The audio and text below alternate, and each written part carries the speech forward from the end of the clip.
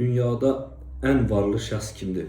Qarun, o İsrail övladlarından idi, Musa Aleyhisselamın qövmündən idi. O adi insan idi, sadə insan. Allah ona mal vermişdi. Vacib olan o mal dövlətlə Allahdan qorxmalı. Onu Allah yolunda xərcləməli idi.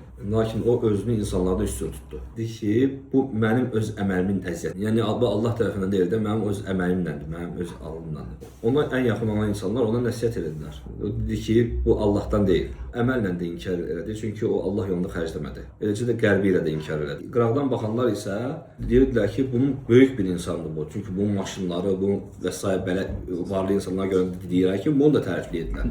Alimlər deyirlər ki, bu mal dövlət ona böyük pay olaraq verilmir. Çünki onu Allah yolunda xərcləməyin. Allahdan qorxun. Yəni deməyin ki, mən onun kimi olum. Kimin ki o mal dövlətdən böyük payı var, o kəsdir ki, o mal dövlətin Allah yolunda xərcləyir. Yəni varlıdır, şükr edəndir. Nankör deyil.